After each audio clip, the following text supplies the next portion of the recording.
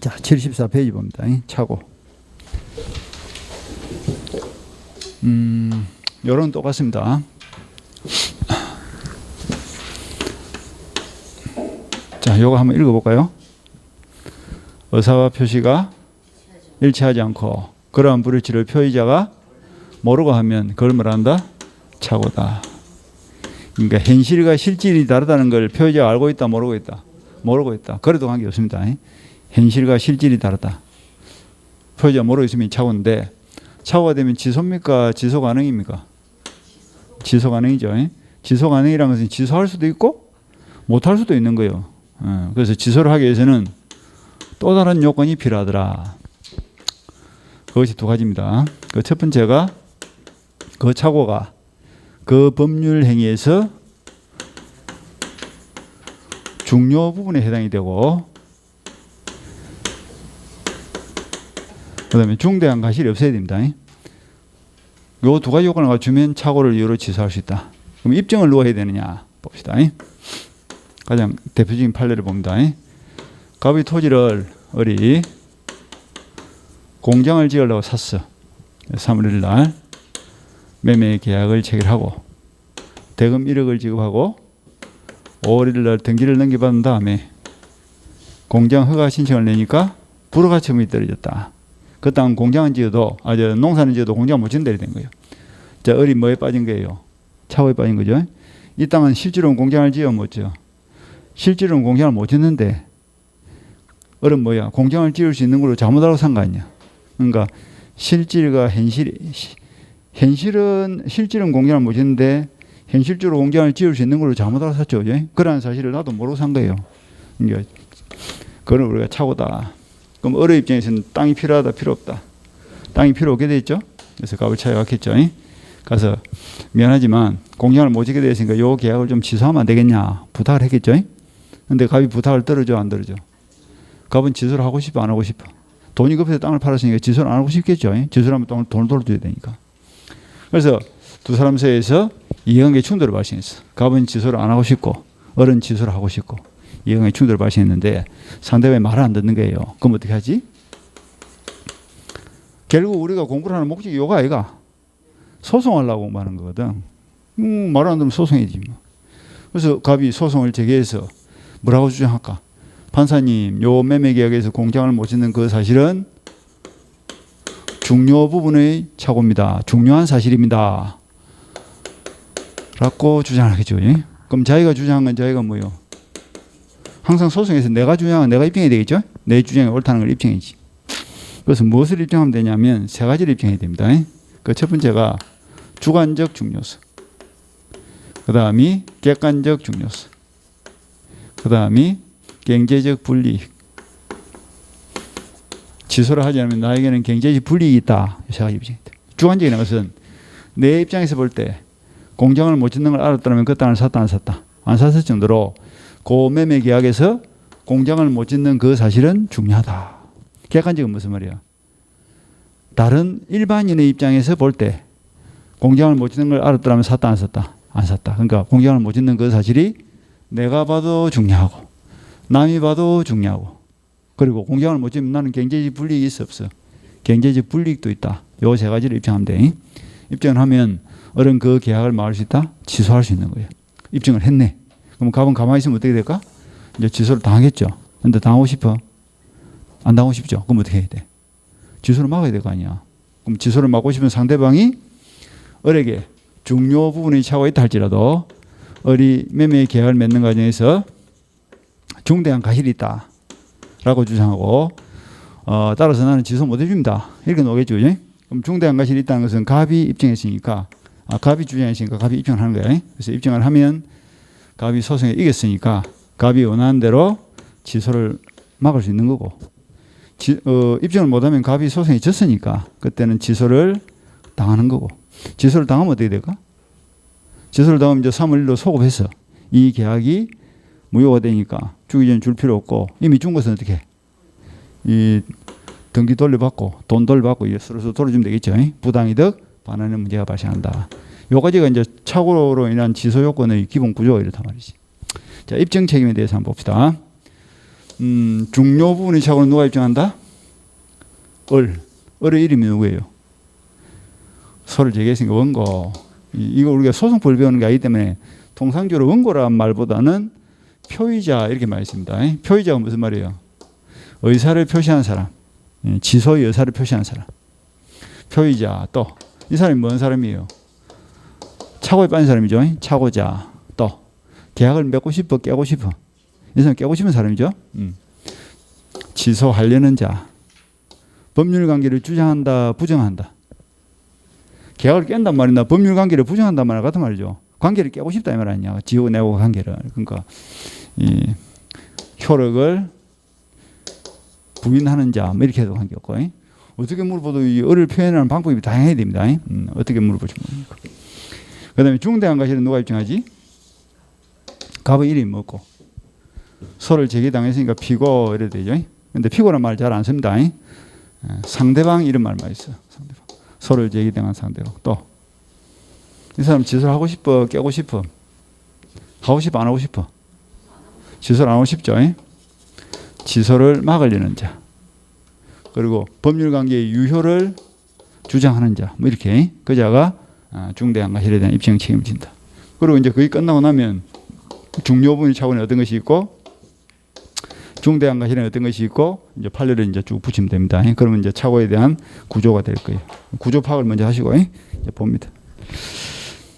74페이지 처음에 의의를 봅니다. 의사표시에 착오가 있다고 하려면 법률행위 당시에 줄을 쳐. 법률행위를 할 당시 실제로 없는 사실에 있는 사실 또는 뭐 실제로 있는 사실을 없는 사실로 잘못 생각한다 이런 말 나와있죠. 그러니까 실제로 공장을 못 짓는데 공장을 지을 수 있는 걸 알았다든지 실제로 뭐 공장을 지을 수 없는데 지을 수 있는 걸 알았다든지 지을 수 있는데 없는 걸 알았다든지 이래도 착오고 저래도 착오죠. 그래서 표의자의 인식과 대조 사실이 어긋나는 경우다. 요 표의자의 인식은 뭐야? 공장을 지을 수 있는 걸로 생각했죠. 근데 실제 사실은 뭐야? 공장을 지을 수 없잖아. 인식과 사실이 어긋난다. 그 사실을 알고 있다, 모르고 있다? 모르고 있다. 그게 착오야. 자기도 모르고 한 거야. 착오다. 그 다음 밑에 착오 유형이 쭉 노는데 단어는 거의 뭐 시험에 잘 안 나옵니다. 6번이 중요합니다. 6번.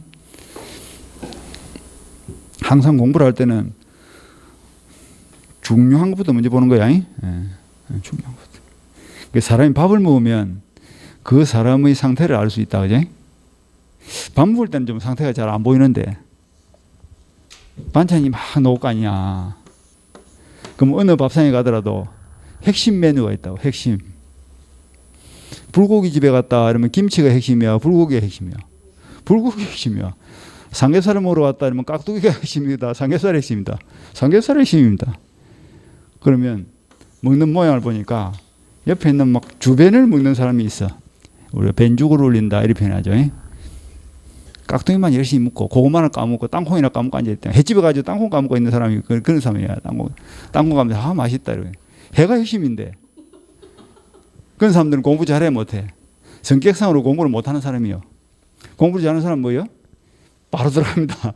핵심으로 바로 들어가서 메인부터 공략을 하는 거야. 그래야 하고 힘이 남으면 이제 어떻게 하는 거야? 주변 걸 먹는 거예요. 그런데 실제로 밥 먹으러 가서 일어서는 가서 그걸 먹으면 어떻게 해? 눈치 구덕이다, 그지? 그러니까 체면상거리 못할 뿐이지 속으로는 좀 요거부터 먹고 싶은 거야. 공부할 때도 마찬가지야, 그죠? 뭐부터 해야 돼? 시험에 놀 것부터. 힘이 조금이라도 있을 때 뭐야? 힘이 놀 것부터 달라들어가지고 탁 정복을 해버려야 돼. 그러나서 힘이 남으면 이제 어떻게 해? 놓을 수도 있고 안 놓을 수도 있는 거예요. 보면 되겠죠. 놓을 수도 있고 안 놓을 수도 있는 거는 볼 시간도 없을 끼구만. 노는 것만 봐도 지금 힘이 붙이는 행편인데 뭐 이런 상태가 그렇잖아. 오늘부터 생활 태도를 바꾼다. 밥 먹으러 가서도 어떻게 하라고? 앞에 무시. 철판 깔고 어떻게 한다고? 핵심 메인을 공략하라. 공부를 할 때 체면 유지 이거 때문에 안 되는 거야. 공부하는 사람이 뭐 체면이 있냐고 물어봐야 되고 남들이 욕을 하면 그냥 아이고 흘러가는 바람 소리다 생각하고 얼굴이 약간 두껍고 이래야 돼. 부끄러움이 없어야 된다고. 궁금해 죽겠는데 혹시 내가 이런 물어보면 남들이 나를 어떻게 생각할까? 그런 생각을 하면 이제 공부를 못 하는 거야. 자꾸 움츠러 들고. 모르는데 가만히 있는 것은 부끄러운 거예요. 모르는데 물어보는 건 부끄러운 게 아니고. 그리고 답을 했는데 틀리는 거는 부끄러운 게 아니고 답을 안 하고 가만히 있는 게 부끄러운 거지. 알아들어요? 공부하는 요령이 그렇다. 내한테 와서 어떻게 하면 잘해요? 물어보지 마. 물어볼 것도 없어. 작게 보고 자주 보고 부끄러움 없고 용감하게 공부하면 돼요. 동기차고 봅니다. 제일 중요한 게 동기차고야. 매년 나오지는 않지만 잘 나오는 부분입니다. 자, 동기는 마음 밖에 있다, 마음 안에 있다. 마음 속에 있는 거요. 그러니까 그것이 드러나기 전까지는 상대방이 그 사람이 속을 알아 몰라. 모르니까. 속을 모르면 그건 의사표시 아니야. 의사표시라는 건 속이 드러나야 의사표시 아니야. 속으로만 내재되어 있는 것은 의사표시가 아닌 거야. 그래서 동기의 착오라는 것은 일정한 행위를 하는 과정에서 그 동기의 착오가 있는 것이다 하는 건데, 이 동기가 원칙적으로 외부적으로 표시가 되지 않으면 이때는 착오의 문제가 발생하지 않고 취소가 안 되는 게 원칙입니다.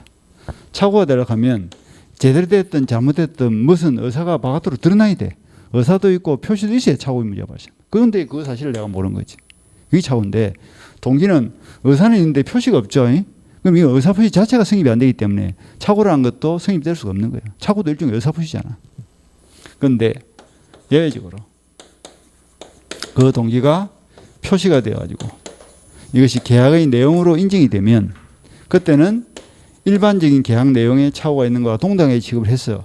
동등하게 취급을 해서 그 착오가 중요 부분에 해당된다는 전제하에 취소가 된다.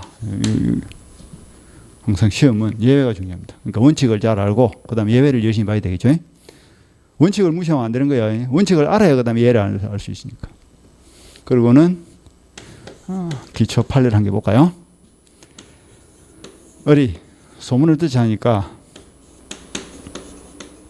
갑의 땅 앞에 전철역이 들어선다 하는 소문을 들은 거야. 지하철역이 들어서면 땅값이 어떻게 될까? 막 오르겠죠. 그래서 3월 1일 날 갑과 매매 계약을 맺고 대금 1억에 5월 1일 날 이행을 하기로 했다. 요건 따라왔지? 자, 땅을 사게 된 동기가 뭔고? 동기가 뭐냐고? 모른다고? 이거 전철역이 들어서면 땅값이 오를 거다 하는 동기하에 매매를 했죠. 그런데 지하철역이 안 들어서게 된 거예요. 이게 뭐야? 착오에 빠진 거지. 내가 인식한 것과 현실이 다르단 말이지. 그 사실을 나도 모르고 한 거 아니야. 이게 동기가 착오에 생겨요. 동기 착오. 그럼 다짜고 때 갑을 찾아와서 가봐. 너는 잘 모르겠지만 내가 사실은 전철역이 들어선다는 전제의 땅을 샀는데 안 들어서게 됐으니까 이 계약 취소하자. 말이 돼, 안 돼?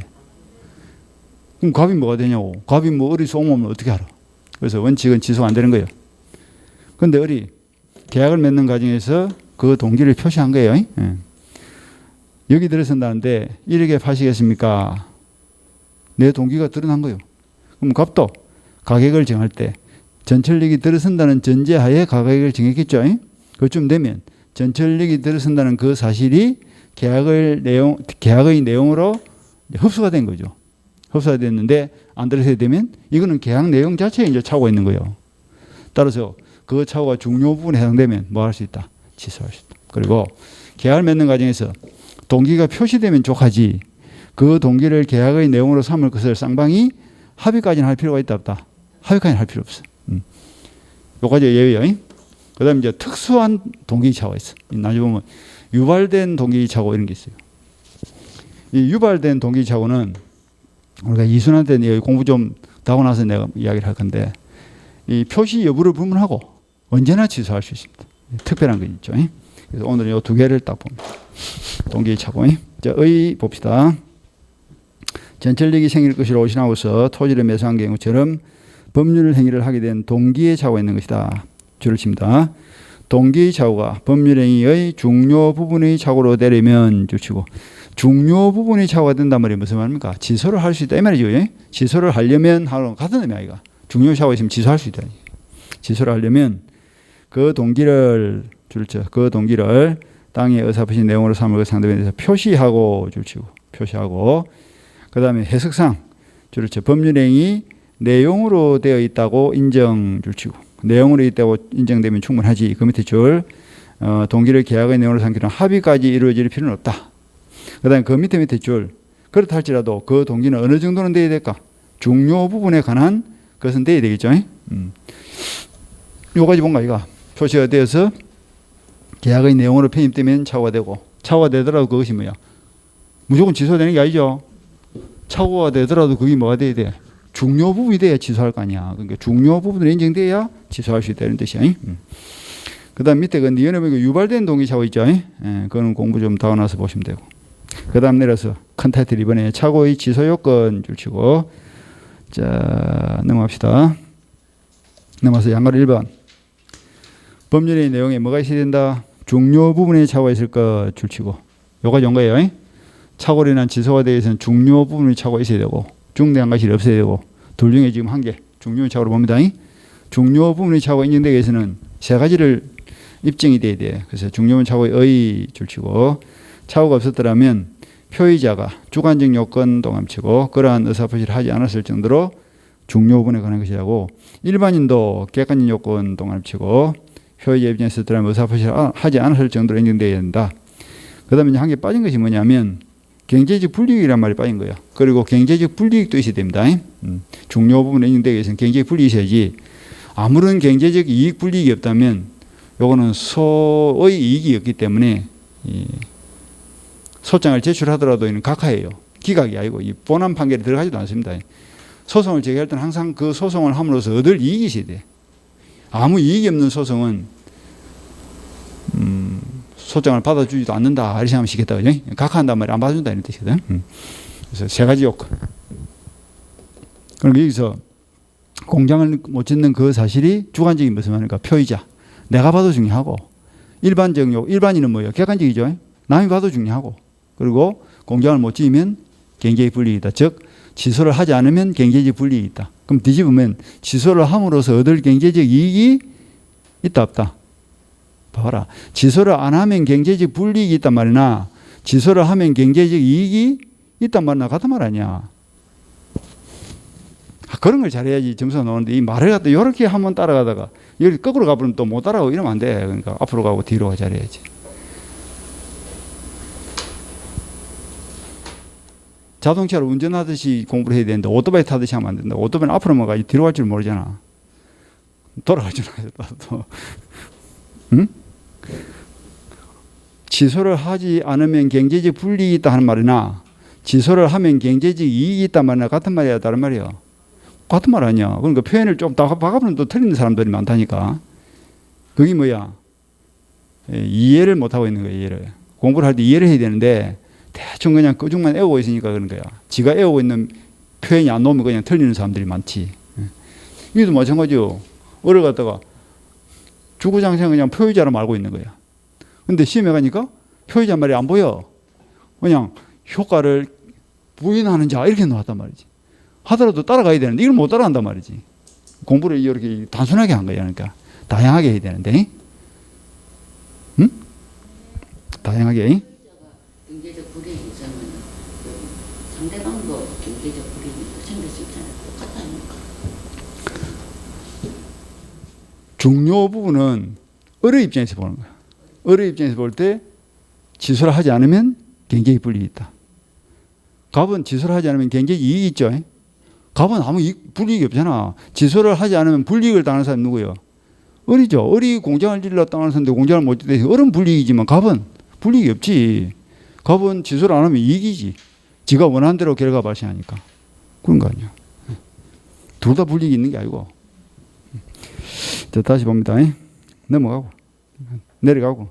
중요 부분에 차고 해당하는 판례가 이제 쭉 나오죠. 판례가 뭐 기억부터 시효까지 나는데 그걸 다 애월 하지 말고 그 중에서 미음을 보세요. 리얼 미음 판례 제일 중요합니다. 미음 판례 둘째 줄 같은 말이 토지의 해당 경계에 관한 착오 줄치고, 그게 중요한 판례. 토지의 해당 경계에 관한 착오는 중요 부분의 착오로 본다는 판례가 중요합니다. 여기다 한번 적어볼까? 해당이 무슨 말이죠, 근데? 현재의 상황입니다. 갑이 토지를 어리 3월 1일 날 매매하는 과정에서 중간에 A가 을에게 그 토지를 소개를 합니다. A가 말하기를 이 토지가 시세가 한 1억 정도 가는 땅인데 갑이 워낙 돈이 급해가지고 지금 절반값에 건매물로 땅이 나왔다. 근데 다른 사람한테 주기가 조금 아까워가지고 친구 니한테만 내가 살짝 이야기하니까 다른 사람 눈치채기 전에 빨리 가서 사버려야 된 거야. 어디 고마워요, 이상해요, 기분이 좋아요? 기분 좋아, 이상해? 이상하지? 그래 좋은 땅 지가 사지 왜 나한테 주냐고. 그래서 이제 어리 물어본 거지. 혹시 그 땅에 하자가 있는가 아이가? 물어보니까 애가 하는 말이 그 토지가 약 1300평 정도 되는데 그 중에서 한 60평 정도는 뭐 하천부지로 내려앉아 못 쓰는 땅이고 거의 전부를 다 농사 지을 수 있는 땅이니까 내 말을 믿고 살아야 된 거예요. 그래서 우리 가부의 말을 믿고 3월 1일 날 계약금 1000만 원 걸고 4월 1일 날 중도금 주고 5월 1일 날 잔금과 동시에 등기를 이전받기로 이렇게 날짜를 잡은 거예요. 그리고 계약 맺고 이틀 뒤에 3월 3일쯤 돼서 이제 현장에 가서 보니까 현재의 상황이 1300평에서 60평이 못 쓰는 땅에 됐는데 보니까 절반 정도 600평 정도가 하천부지로 내려앉아가지고 못 쓰는 땅으로 바뀌었어. 그러면 땅을 산 어른 입장에 볼 때는 이게 중요해요, 안 중요해요? 그걸 잘랐으면 샀다 안 샀다? 안 샀겠죠. 반이 못 쓰는 땅이라 반이. 그럼 누가 봐도 중요해. 내가 봐도 중요하고 남이 봐도 중요하고 경제적 불이익도 있다며. 그래서 우리 판례는 이러한 해낭의 착오는 뭐에 해당된다? 중요 부분의 착오로 인정이 됩니다. 이게 중요 부분의 착오로 인정된다는 것은 그걸 문제 삼아서 어른 뭘 할 수 있다? 그 계약을 취소할 수 있는 권리가 생겼다 이런 뜻이에요. 그런데 을에게 취소권이 발생했음에도 불구하고 을이 취소를 하지 않고 망설이고 있습니다. 토목업자를 찾아서 물어보니까 공사비를 한 5천만 원만 주면 600평 땅에다 흙을 부어가지고 성토를 해서 완전한 1300평 2억짜리 땅을 만들어준다 그래. 그럼 어른 입장에서는 1억 5천 투자해가지고 2억짜리 땅을 얻을 수 있다면 그것도 해볼 만한 거 아니에요. 5천만 덕이니까. 그래서 공사를 할까 아니면 골치 아픈 거 치아버려 다른 땅을 살까 망설이고 있는 상태에서 중도금 날짜가 넘어와 버렸어. 그럼 어리 중도금을 안 주는 순간 뭐가 돼버렸어? 채무불이익이 돼버리죠. 4월 1일 날 매수인에게는 채무불이익이 돼버렸다. 그럼 매수인이 채무불이익에 빠지면 매도인 가백에는 뭐가 생겼어? 매수인의 채무불이익을 이유로 그 매매 계약을 해지할 수 있는 권리가 생겨요. 법정 해지가 발생한 거예요. 그래서 전체를 보면 하나의 매매 계약을 놓고 매도인에게는 해제권이 발생했고 매수인에게는 지소권이 발생했고 둘 다 계약을 깰 수 있는 권리가 생겼다. 그런데 매도인이 먼저 해제권을 행사한 거야.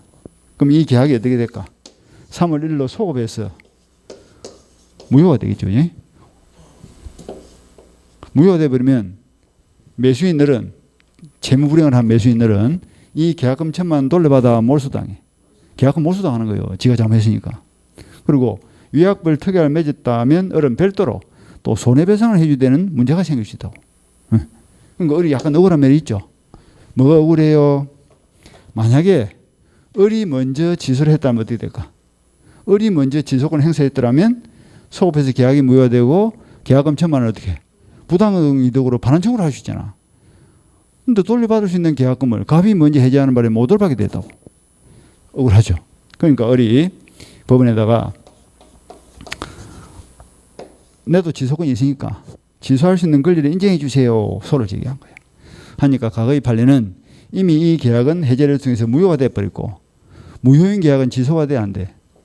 취소는 뭘 취소하는 거지? 일단 유효인 계약을 취소하는 거지. 무효가 되면 깨고 말고 할 것이 없잖아. 뭐 있어야 뭐 깨든 거 마든 거지. 취소를 한다는 것은 뭔가 있는데 그걸 깬다 이게 취소 아니야. 근데 이게 아무것도 없다고. 깰 것이 없어. 이론상 취소가 돼야 안 돼. 논리적으로는 취소가 안 돼야 돼. 근데 최근에 바뀐 판례에서는 뭘 인정한다고? 취소권을 인정한다는 게 판례예요. 왜? 어떤 전제하에? 기회를 균등하게 보장해주고 을에게 취소를 함으로써 얻을 이익이 있다. 계약금 돌아갈 수 있죠. 얻을 이익이 있다면 논리에 어긋나더라도 기회 균등을 보장해 주는 것이 정의에 맞기 때문에 이미 해제를 통해서 무효가 된 사건도 착오로 인한 지소권을 인정한다 안 한다? 인정한다. 이 판례 중요한 거예요. 그러니까 지금 논점이 두 개입니다. 해낭의 착오는 뭐다? 중요 부분의 착오로 인정된다. 이것도 중요하고 이미 해제를 통해서 무효가 된 사건도 착오로 인한 지소를 인정한다 안 한다? 한다. 이것도 중요하고 그래서 논점 두 개를 한꺼번에 봤습니다. 그래서 둘째 줄에 600평이 뭐 하천을 이루고 있다 이런 말 보이죠?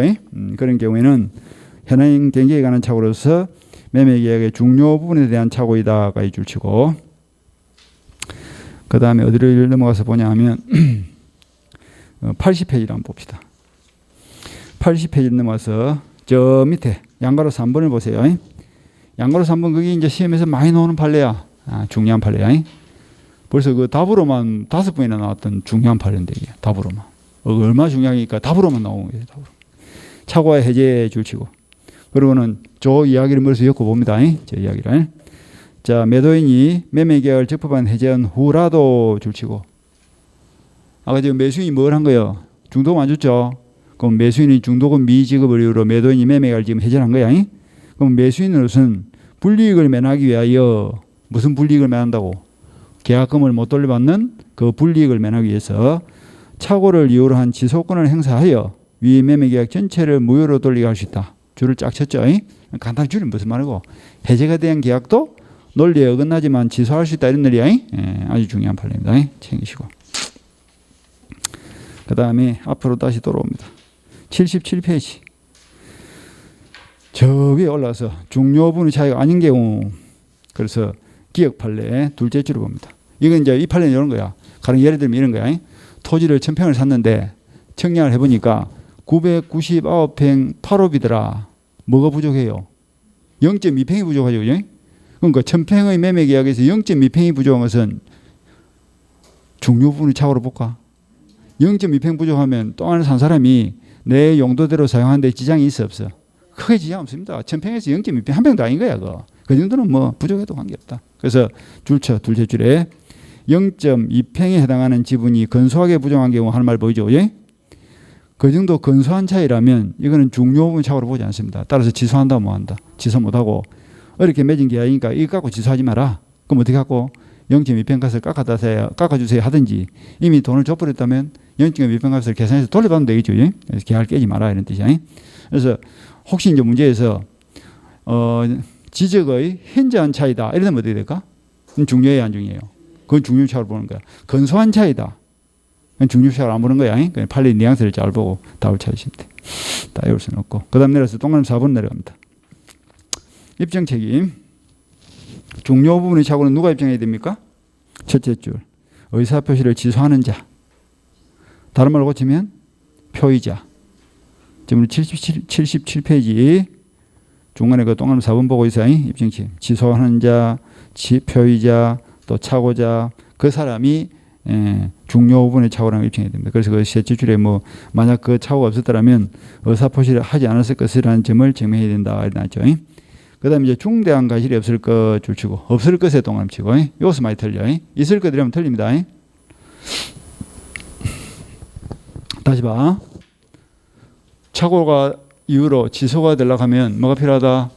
중요 부분의 착오는 있어야 되고 중대한 과실은 없어야 돼. 자, 질문이 이렇게 나와서 착오로 인한 취소를 위해서는 그 착오가 중요 부분에 해당하고 중대한 과실이 있어야 된다. OX. X죠. 중요 부분의 착오는 있어야 되지만 중대한 과실은 없어야 돼. 중대한 과실과 중요 부분의 착오가 있어야 된다. 이러면 틀린 말이 되는 거야. 섞여 들어가고 막 뒤박주 되면 안 돼. 딱딱 끊어줘야지. 내려서 중대한 과실의 뜻을 봅시다. 둘째 줄. 보통 요구되는 주의를 현재의 결한 것을 의미한다. 줄치고. 결이 무슨 말입니까? 흠.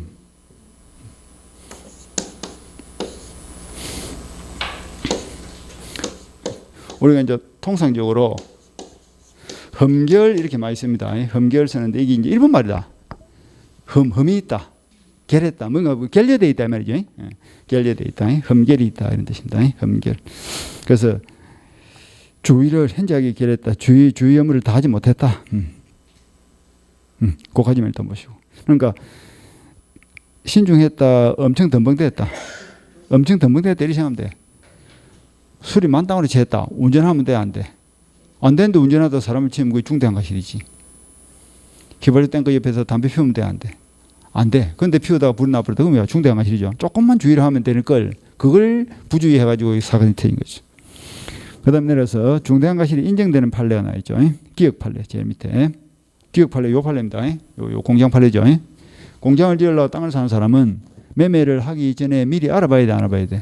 알아봐야 되겠죠. 그래서 첫째 줄 끝머리 토지를 매수하면서 그렇죠. 공장 건축의 가능성을 관할관청에 알아보지 아니한 것까지 줄치고 신중했어요, 덤벙댔어요. 덤벙댔으니까 중대한 과실이 있는 것이다 줄치고 중대한 과실이 있다는 것은 그 계약을 취소한다, 못한다? 못한다는 뜻이에요. 그래서 중대한 과실이 있는 것이다 밑에다가 취소 X 적어놓고 취소 못한다. 이도 많이 틀려. 그래서 관할관청에 알아보지 않은 것은 중대한 과실로 인한 것이기 때문에 취소할 수 없다. OX. 취소할 수 없다 이래야 돼. 중대한 과실이 있으므로 취소할 수 있다. OX. 그건 X야. 그 쉬운 듯 하면서도 많이 헷갈리는 부분이야. 그런 부분들이. 그런 미세한 부분을 잡아야 돼. 적게 보더라도 꼼꼼하게 봐야 됩니다. 적은 범위를 꼼꼼하게 물샐 틈 없이 봐야 돼. 그래야 점수가 나와. 많은 범위를 대충 봐가지고 아는 거는 많이 아는 것 같은데 점수는 안 나오는 사람이 있어. 그런 사람들이 특징이 뭐냐면 꼼꼼하지가 못한 거야.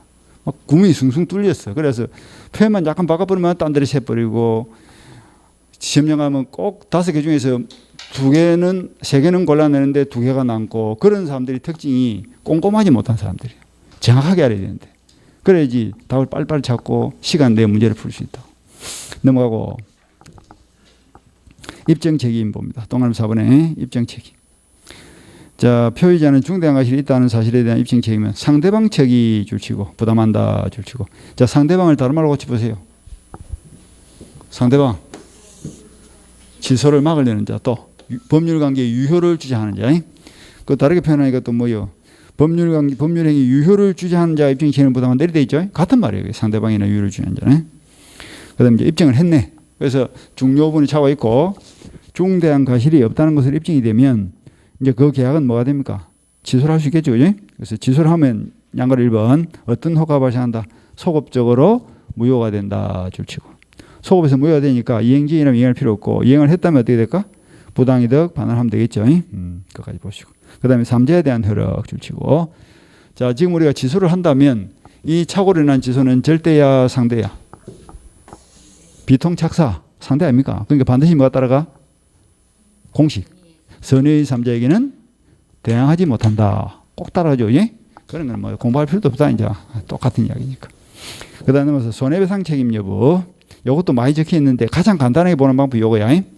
착오는 나쁜 거요, 안 나쁜 거요? 지도 알았어, 몰랐어? 자기도 모르고 한 거 아니야. 그러니까 나빠, 안 나빠? 통정의표시는 나빠, 안 나빠? 아프죠. 억수로 짜고서 이제 재산을 빼돌리고 남한테 피해를 주고 하니까 나쁜 거지만 착오는 내도 모르고 지도 모르고 둘 다 모르고 한 거니까 크게 나쁘지가 않습니다. 위법성이 있어 없어? 위법성이 없는 거야. 그러니까 손해배상 문제도 있다 없다? 없다. 이렇게 생각하면 되겠다. 예? 없다. 손해배상. 이 상식적으로 손해보상하고 손실보상하고 구별을 못하는 사람이 있어요.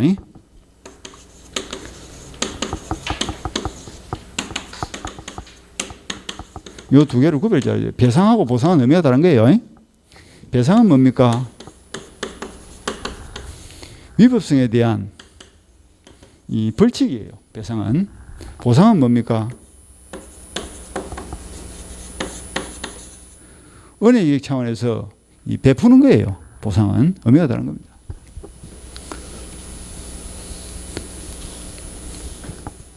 산사태가 나가지고 비가 많이 와가지고 산사태가 나가지고 집이 그냥 흙더미에 파묻혀 버렸다. 손해가 생겨서 안 생겨서 엄청난 손해가 발생했죠. 그런데 누가 잘못한 게 있나? 아무도 잘못이 없는 거예요. 손해배상 문제는 발생한다 안 한다? 발생하지 않습니다. 그런데 국가가 은혜적 차원에서 뭘 해줄 수 있지? 손실보상은 해줄 수 있는 거예요. 그러니까 이 손실보상은 권리다 아니다? 이는 권리가 아닙니다.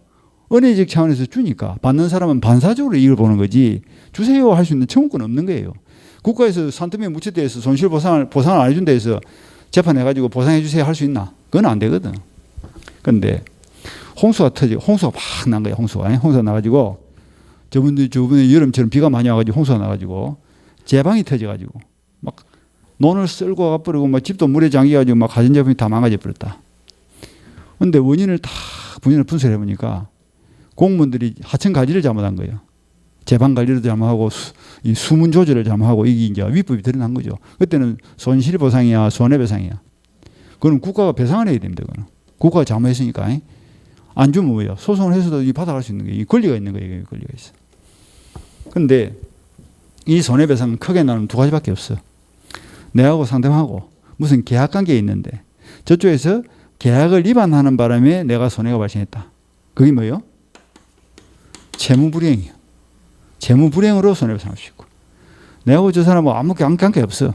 아무런 법률관계 없는 사람인데 저 사람을 인해 가지고 내가 손해가 발생했다. 그러니까 내가 길을 잘 가고 있는데 뒤에서 막 누가 돌멩이를 던져 내를 맞췄다든지 나는 우리 집에 편안히 살고 있는데 애들이 야구공 놀이를 하다가 유리창을 깼다든지 유리창을 깨기 전에는 내하고 제 애하고 무슨 관계 있어 없어? 아무 관계 없었죠.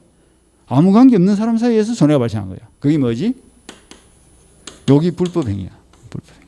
그러니까 손해배상 요거 아니면 요거 둘 중 한 개예요. 요 둘 중 한 개. 그래서 착오로 인한 경우에는 위법성이 없기 때문에 불법행위가 성립되지 않고 따라서 손해배상 문제는 발생하지 않습니다. 그렇게 알고 있으면 쉬울 거예요. 그래서 마지막 줄을 봅시다. 따라서 착오를 이유로 취소를 하더라도 손해배상 책임은 부정한다.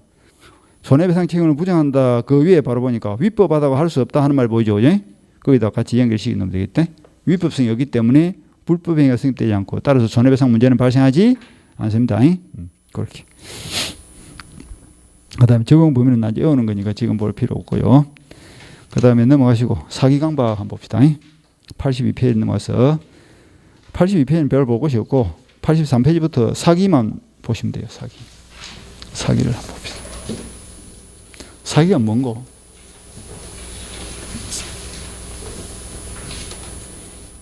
사기는 구조가 이렇습니다. 의사와 표시가 일치돼. 그런데 의사를 결정하는 과정에서 사기나 강박을 당했다 이런 뜻이에요. 항상 사람은 의사를 결정할 때 외부적 간섭을 받아야 될까 안 받아야 될까? 외부적 간섭 없이 자유로운 의사결정을 해야 됨에도 불구하고 사기나 강박이라는 외부적 간섭에 의해서 의사결정을 했다면 설령 결정된 대로 표시했다 할지라도 의사결정 자체가 잘못되기 때문에 나중에 사기당한 사실을 알게 되면 취소를 할 수 있도록 선택권을 주겠다 이런 뜻이죠. 사기를 당할 당시에는 지가 사기당한 사실을 알아 몰라. 기분 좋게 사기를 당했겠죠. 사기당한 사람이 기분이 좋아 나빠? 기분이 좋을 거 아니야. 기분 좋게 그냥 이익을 3배로 준다 하니까 그냥 기분 좋게 그냥 던졌는데 나중에 기분 나쁜 게 사기 아니야. 근데 그 사람은 잘못한 것도 없잖아. 그죠? 그래서 사기를 당한 사람은 선택권을 주는 거예요. 취소하는 게 선택권이죠.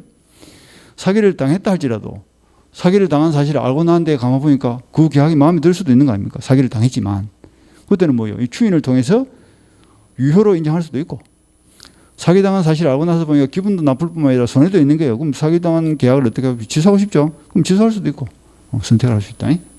여기 이제 사기 강박인데 일단은 사기부터 열심히 보시는 거예요.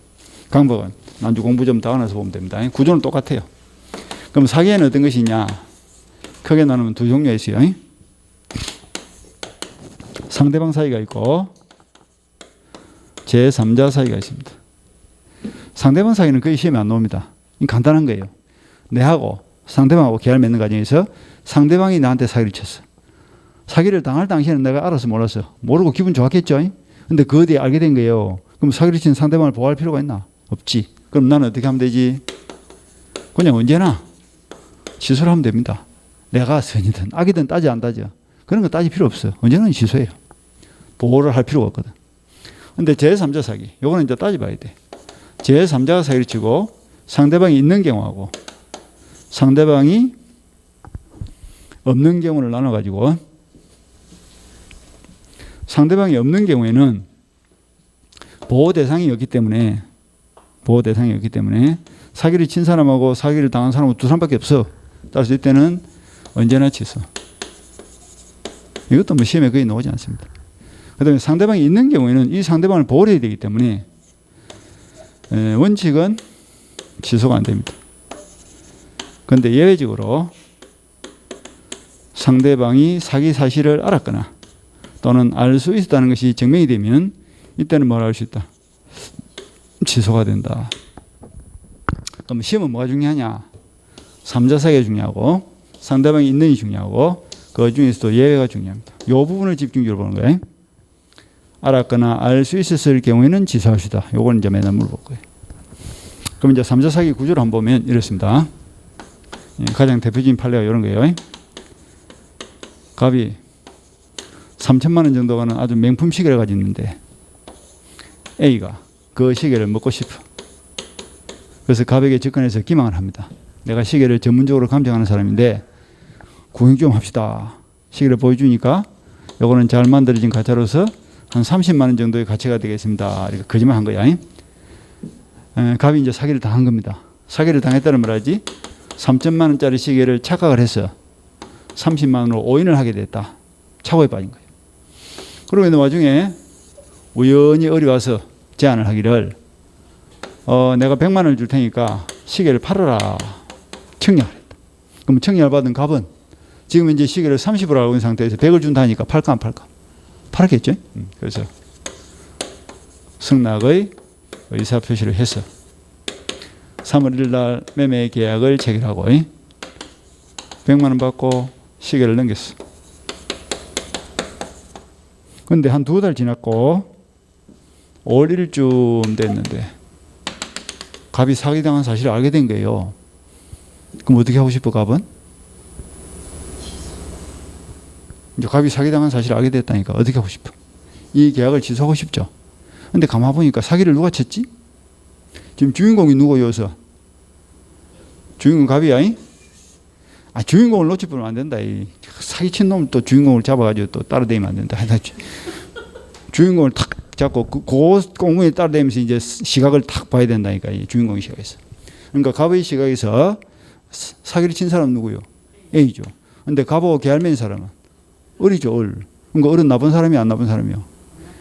나쁜 사람이 아니요. 그러니까 계약은 을하고 맺는데 사기는 계약의 상대방이 아닌 제3자가 사기를 친 거죠. 그런 사기는 무슨 사기를 한다? 제3자 사기다 이렇게 표현합니다. 제3자가 사기를 쳤는데 상대방이 없어. 보호 대상이 없다고. 그럼 갑은 이 계약을 마음대 언제나 취소하면 돼. 그러니까 문제될 게 없고요. 상대방이 있는 게예요.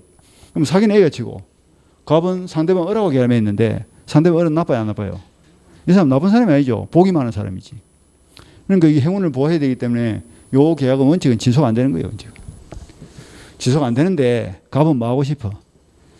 꼭 지소를 하고 싶죠. 그럼 지소하고 싶은 사람이 을이 나쁘다는 걸 증명하면 되는 거예요. 그래서 을이 계약을 체결할 당시에 내가 사기를 당해가지고 3천만 원짜리 시계를 30만 원으로 잘못 알고 있다는 것을 상대방 을도 알았다.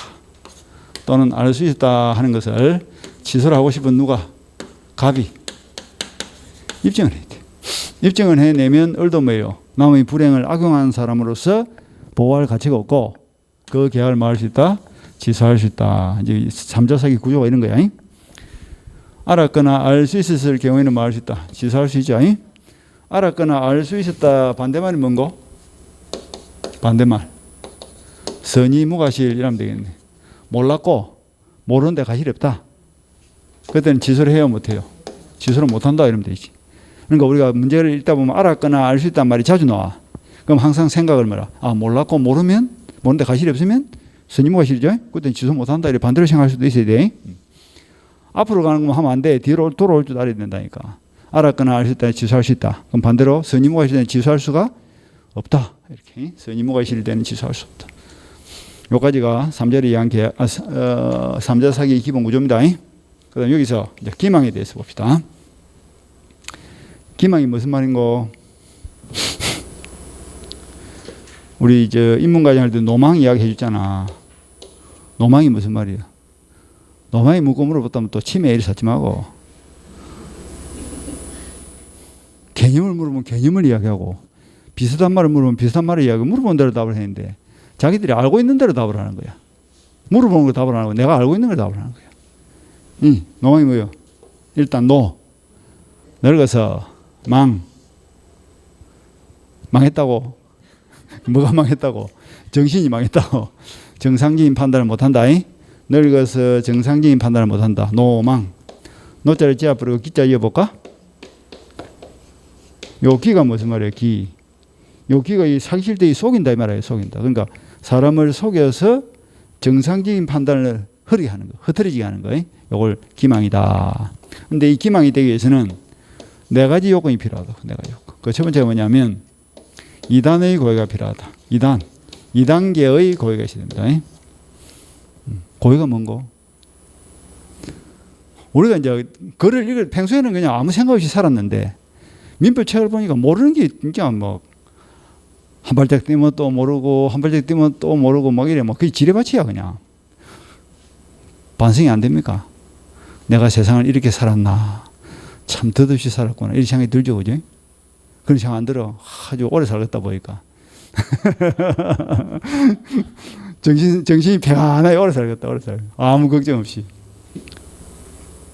아무 생각 없이 살다가 공부를 하다 보면 참 내가 어떤 세상에 사는지도 모르고 살았구나 반성을 하게 되고 좀 지나면 뿌듯해지고 많이 똑똑해지고 이렇다. 고인은 의도적으로 이 말 아니가. 듣고 보면 별것도 없죠, 그죠? 말은 못하는 거예요. 그러니까 아는데 말은 못하고. 고인만 반대말은 뭐고? 과실이죠. 과실은 뭐예요? 실수로 부주의로 이렇게 생각하면 되지. 부주의로. 그러니까 사기는 반드시 뭘 해야 된다? 의도적으로 해야 돼. 과실로는 사기는 없어요.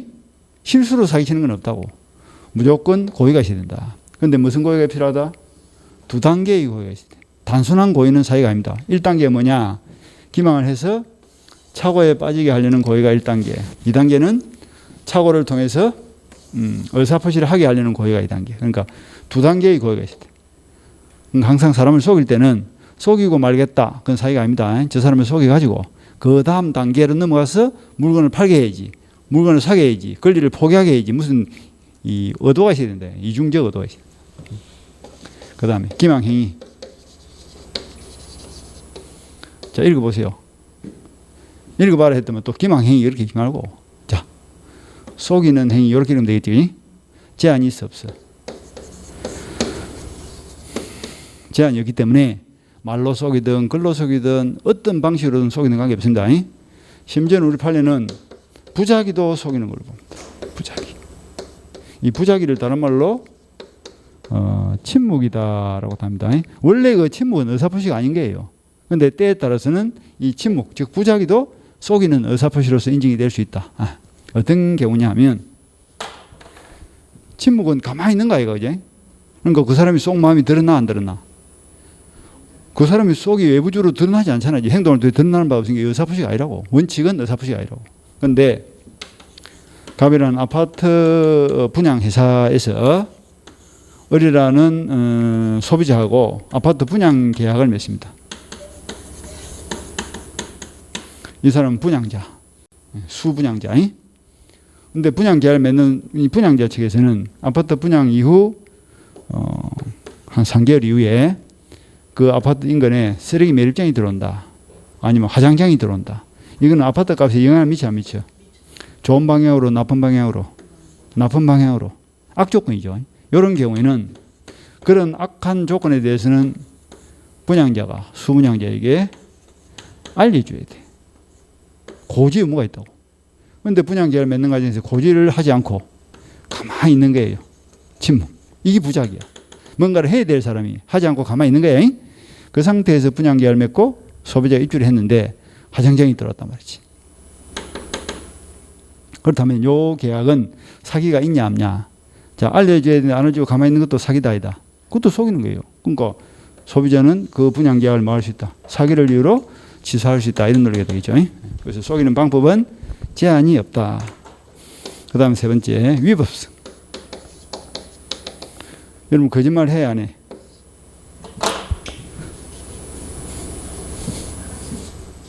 많이 해요 안 해요? 보이 거짓말 많이 하죠. 태어날 때부터 거짓말 한다. 생존 본능상. 거짓말은 어떻게 보면 인간의 본성인 것 같아요. 그지? 아무 생각이 없네. 갓난 애를 봐봐라. 우리 울죠? 슬퍼 안 슬퍼? 안 슬퍼. 우는 거야. 왜? 지 의사표시라니까? 가짜로 울어. 밥 달라고, 젖 달라고. 좀 키워놔도 엄마한테 땡강 부려. 그래, 뭐 사준다면 뚝 그쳐, 그냥. 우는 게 아니야, 그거는. 의사표시야, 일종의. 가짜. 누구를 위해서? 자기 자신을 위해서. 엄마를 속이고 있는 거죠. 다 거짓말한다니까. 태어날 때부터 거짓말하는 거야. 그리고 살아가면서는 엄청 하고 하더라도 그 거짓말의 정도가 다 사귀어야 되는 건 아니라고. 위법해야 돼. 그럼 위법인지 아닌지를 판단하는 기준이 뭐냐? 신의칙. 신의 성실의 원칙에 어긋날 정도의 거짓말하면 그거는 사기로 봅니다. 그렇지 않으면 사기로 보지 않습니다. 여기 해당되는 가장 대표적인 판례가 백화점 판례가 있어. 백화점 벤칙세일. 이 벤칙세일 판례가 뭔 판례냐면 이런 거야. 갑이라는 백화점에서 박앤세일 광고를 냈고 어려운 소비자가 옷을 사러 간 거야. 그런데 옷 가격표를 보니까 10만 원 X치고 만원 이렇게 돼 있다고. 이게 무슨 말입니까?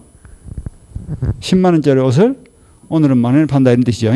그래서 이제 만 원 주고 사온 거예요. 근데 난 줄 알고 보니까 이게 만 원짜리 옷인 거예요. 그러니까 백화점에서 뭐 한 거지? 만 원짜리 옷에다가 10만 원짜리 가격표를 붙여놓고 만 원에 파는 거예요. 그러니까 결국은 무슨 꼴이고 만 원짜리를 만 원에 팔았다고. 세일이다 아니다. 이게 벤칙 세일이죠. 그런데 소비자는 백화점 갈 때 무슨 생각을 가져갈까? 백화점은 좋은 물건을 팔고 거짓말을 하지 않는다는 믿음 하에 매매 계약을 체결했는데 백화점에서 소비자의 믿음을 깨버린 거 아니야. 그쯤 되면 그거는 신의칙에 어긋난 거짓말로서 사기로 본다 안 본다. 사기로 보는 거야. 그런데 난전에서 이런 짓을 했다. 사기로 봐 안 봐? 저 국제시장 난전에서 말이죠. 옷장사가 리어카에다 옷을 확 재놓고 북을 치는 거야. 옛날에 북을 치고 이랬어. 북을 둥둥 치면서 그래. 볼라 하고 있죠. 아침에 10만 원짜리 오늘 만 원. 잘 고르면 행제고 못 고르면 본전이고 이러고 있잖아. 그래서 이제 10만 원짜리 만 원인 줄 알고 샀는데 만 원짜리야. 사기로 봐 안 봐? 그 동네는 신뢰가 없는 동네거든. 그러니까 똑같은 거짓말 하더라도 백화점에서 하면 사기로 보고 난전이나 야시장에서 하면 사기로 본다 안 본다? 안 보는 거야. 그렇게 보시면 돼요. 그 다음 네 번째 요건 인과관계가 있어야 됩니다. 인과가 무슨 말이죠? 원인과 결과인데 이것도 몇 단계? 2단계의 인과관계 필요해.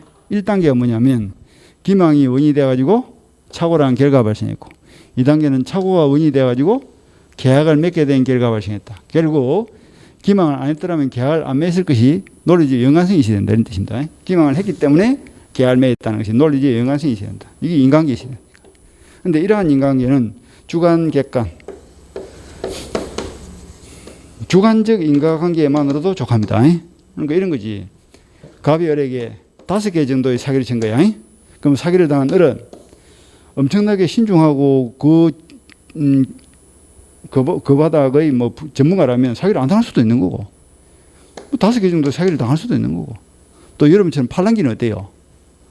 또 10개 정도의 사기를 당할 수도 있는 거고. 여러분 다 팔랑귀죠?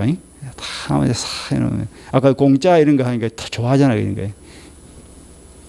이 사기를 치면 5개의 사기를 치면 5개의 사기를 당한다는 객관적 기준이 없단 말이지. 사기를 당한 사람을 기준으로 주관적으로 판단할 수밖에 없어.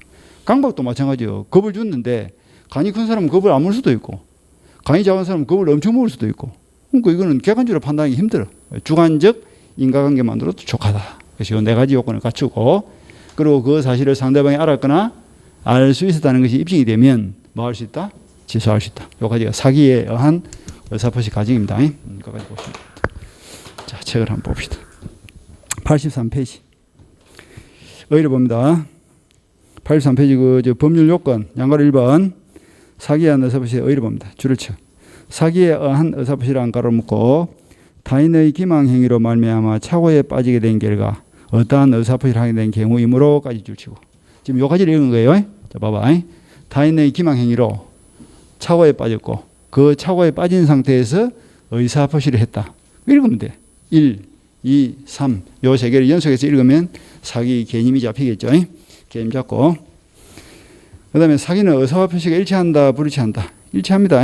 일치하는데 의사를 결정하는 과정에서 외부적 기망을 당해서 했다면 요걸 이제 보호하기 아닙니다. 그래서 그 마지막 줄에 보니까 피기망자와 피강박자의 의사결정의 자유를 보호하기 위한 것이다 이런 말이 보이죠. 뭐 크게 중요하지는 않은데 지금 요 그림을 읽고 있는 거야. 요거 의사를 결정하는 과정에서 자유롭게 결정해야 되는데 사기나 강박을 당한 상태에서 의사결정을 했다면 의사결정의 자유를 침해했기 때문에 그걸 보상해 주기 위해서 이 계약에 취소할 수 있도록 선택권을 준다 이런 논리거든. 그 다음 내려서 동그라미 2번부터 이제 요걸 봅시다. 2단계의 고의 줄 치고. 줄에서 우리가 2단의 고의다 이렇게 표현했죠. 그래서 그 둘째 줄에 1단계가 뭐예요? 둘째 줄 보죠. 1단계요. 1, 2, 3을 읽으라니까. 1단계가 뭐지? 기망을 해서 착오에 빠지게 하려는 고의가 1단계. 2단계는 착오를 통해서 3번 의사표시를 하게 하려는 고의가 2단계. 이렇게 읽으면 되겠지. 그래서 2단계의 고의가 필요하다. 그 다음에 3번 기망행위 줄치고. 그래서 의를 봅니다. 기망행위란 속이는 거죠. 그래서 표의자를 하여금 사실과 다른 관념을 갖도록 하거나 이를 유지 강화하도록 하는 일체의 행위를 말한다. 끊어주고 일체의 행위. 기망하는 방법은 제한이 있다 없다? 제한이 없습니다. 기망행위 밑에다 방법에 제한이 없음 딱 적어.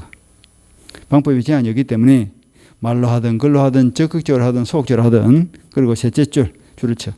침묵이나 부작위도 기망행위가 될 수 있다. 줄치고. 그리고 아까 저 아파트 그 판례를 생각하시면 되겠죠. 그래서 내려가서 그 밑에 니은 판례 봅시다. 니은의 A번.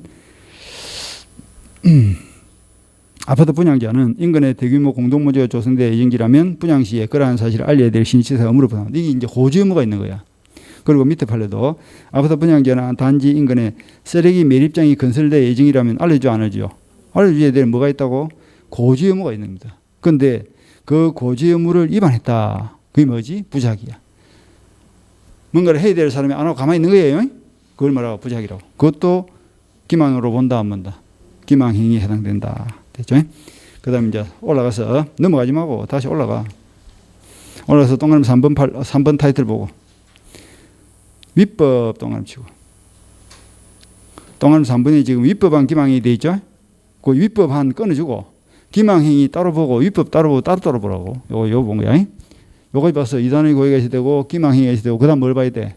위법성을 봐야 돼. 아이가. 위법성 보는 거야. 어떻게 하면 위법될까요? 넷째 줄, 둘, 넷, 다섯째 줄. 사기로 있는데라면 줄여서 거래상 요구되는 지니측에 반하는 정도의 위법성이 있어야 한다. 줄치고. 그러니까 위법한지 안 한지를 판단하는 기준이 뭐라고? 신의측이야. 신의측. 법관의 양심에 따라 판단한다는 뜻이죠. 그래서 아까 난전에서 가짜로 세일을 하면 사기로 봐, 안 봐? 안 보는데 백화점에서 하면 사기로 본다, 안 본다? 본다 이랬죠. 그래서 넘어가서 B번 판례를 봅니다.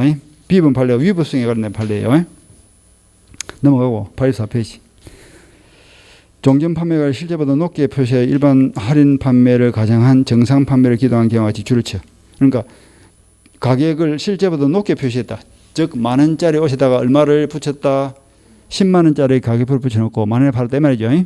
그래서 줄을 쳐. 백화점 벤칙 세일은 그 사수료의 정도가 사회적으로 용인될 수 있는 상수료의 정도를 넘는 것이기 때문에 위법성이 있다.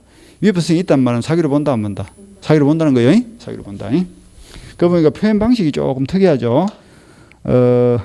사수료의 정도가 상수료의 한계를 넘는다 이런 표현을 쓰고 있다. 상술이 무슨 말이에요? 상술.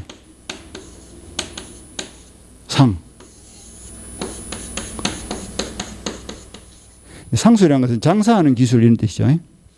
사술은 무슨 말이에요? 사술. 사가 뭐예요? 사기친다한테 사자 아니야. 사술이라는 것은 사기치는 기술이거든. 그러니까 우리 대부분 판사들은 장사를 하는 걸 하고 사기를 치는 것은 일직선상에 있는 걸로 봅니다. 동일선상에 있는 것인데 여기에 딱 중간에 선을 쳐서 요걸 넘어가면 사기를 보고 요걸 안 넘어가면 장사로 본다. 딱 정해진 기준이 있다 없다? 기준이 없단 말이야.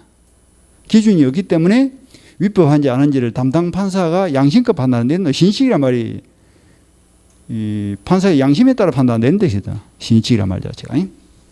그럼 재판도 복인 거지. 어떤 판사를 만나는가에 따라서 질 사건도 이길 수도 있는 거고 이길 사건도 또 질 수도 있는 거예요. 그러니까 가령 예를 들어서 사건이 터졌는데 그 판사가 엄청 깐깐하다고 도덕직관님이 너무 높은 거예요. 그럼 요 선이 어디로 갈까? 요쪽으로 갈까? 저쪽으로 갈까? 도덕적 기준이 엄청 높다. 요쪽으로 오겠죠. 그지? 그럼 사기의 범위는 넓어지고 장사의 범위는 좁아질 거예요. 근데 그 사람이 도덕적 기준이 아니 그냥 넓은 수가 넘친다. 그럼 뭐야? 판사 넓은 수가 넘친다. 요쪽으로 오겠죠. 그지? 그럼 사기는 폭이 좁아질 것이고 이거 하나면 장사로 봐줄 거 아니야? 그게 신의칙에 의해서 판단되는 뜻이야. 딱 정해진 말은 없다. 사술과 상술은 일직선상에 있는 것이기 때문에 장사는 바탕이 뭐다? 거짓이다 하는 걸 깔고 들어간다 이 말이지. 장사가 거짓말 안 하면 장사해 못해. 못합니다. 그러니까 판사들도 안 오고 있는 거지. 장사는 기본이 속이는 거기 때문에 어지간히 속여갖고는 이 사기를 안 본단 말이지. 선을 넘어야 돼. 그런 의미입니다. 그래서 내려가서 띠거 봅니다. 띠것의 1A번 판례 상품의 선정 광고에 있어서 줄을 쳐 다소의 가장이나 허위가 수반되는 것 줄치고 다소 동그라미 치고 봐준다 안 봐준다 봐준다는 뜻이죠. 조금 거짓말 한 거는 봐준다. 따라서 그 밑에 줄 신의칙상 기망성이 결여된다. 사기를 안 본단 말이지. 그런데 현저한 가장이나 뭐 이러면 어떻게 될까? 그건 사기로 봐주겠죠. 그지? 판례를 연습할 때 그렇게 보시면 되고. 그 다음에 내려 동그라미 4번에 입증책임. 사기가 있는지 없는지는 누가 입증해야 됩니까? 지소권자가 증명한다. 즉, 요가 좋은 거죠. 5일 날 갑이 지소를 하고 싶죠. 그럼 입증을 누가 해야 돼? 갑이. 을이 나쁘다는 것을 갑이 입증해야 돼. 갑이 누구예요? 지소를 하려는 사람이죠. 지소를 하려는 지소권자가 상대방이 위법하다. 사기를 쳤다 하는 걸 입증 책임을 진다고. 보시고. 그 다음에 와서 강박은 난주 천천히 봐도 되는데 강박은 저 사기하고 구조가 똑같습니다. 이단의 고의가 필요하고 강박에는 제한이 없고 뭐 또 유효성이 있어야 되고 인간관계 필요하다 이런 게 똑같아요. 우리 책에는 지금 뭐가 빠져 있노? 우리 책 여기 빠졌다 그지? 네 번째 요건이 지금 빠진 거야. 인간관계 있어야 돼. 적당히 적어놓고 2단계 인간관계 필요하다. 난주 요약집 볼 때 또 볼 겁니다. 난주 저 집에 가서 정리를 할 때 요 기망 4가지 요건 노란 글씨 요 부분이 포인트니까 그 부분을 딱 정리를 하시라고. 그렇게 해서 정리를 딱 하시고 그다음 넘어갑니다. 넘어가서 이제 88페이지를 봅니다. 88페이지 법률 효과. 이렇게 해서 이제 사기를 쳤는데 누가 사기 쳤는가에 따라서 이제 효과가 조금 달라져. 자, 양거리 1번에 시험에 안 나와요. 상대방 사기죠. 상대방 줄치고. 결론이 뭡니까? 언제나 취소. 요가 이거 상대방이 사기쳤다. 그럼 상대방을 보호할 필요가 없잖아. 언제나 취소. 볼 것도 없다. 시험 놓을 것도 없고. 그 다음에 2번이 중요하겠네. 3자 사기 줄치고. 3자 사기. 그리고는 동글 1번이 중요합니다. 상대방 있는 의사표시 줄치고. 여기 포인트죠. 요거. 3자 사기로서 상대방이 있는 의사표시를 했다면 어떤 경우에 취소할 수 있다? 상대방이 알았거나 알 수 있었을 경우에 하나여 취소할 수 있다. 그것만 잘 챙깁니다. 그래서 줄을 쳐 상대방이 제3자의 사기 강박을 알았거나 알 수 있었을 경우에 하나여 표의자는 그 의사표시를 취소할 수 있다가 이 줄을 딱 칩니다. 그다 줄을 딱 쳐. 근데 상대방이 알았거나 알 수 있다 반대말이 뭐였지 아까? 선의무과시. 선의무과시 때는 취소를 해 못해? 못해. 근데 상대방이 알았거나 몰랐거나 다툼이 생기면 누가 입증한다? 표의자. 취소를 하려는 자. 사기를 당한 사람이 내려가서 양가로 3번. 선의 3자에게 대항하지 못한다. 왜 그럴까요? 사기로 인한 취소는 무슨 취소니까? 상대적 취소니까. 상대적 취소니까 공식적으로 뭐가 들어가요? 비통착사에는 선의 3자는 보호된다 들어간다 있죠? 대항을 못한다. 그 다음에 선의 3자는 누구냐? 3자의 범위에서 둘째 줄 끝머리 취소 이전이었던가 이후에 있었던가는 가릴 필요 없이 사기에 의한 의사표시 및 취소 사실을 몰랐던 모든 3자에 대해서 대항하지 못한다. 줄치고. 그러니까 취소 전의 3자든 취소 후에 새롭게 권리를 지당한 3자든 안 따진다 이 말입니다. 선임은 다 보호해줍니다. 범위를 넓게 본다. 이 뜻이 넓게. 끝까지 보시고. 그 다음 적용 범위 이런 것들은 나중에 우리가 외울 거니까 지금 안 봐도 됩니다.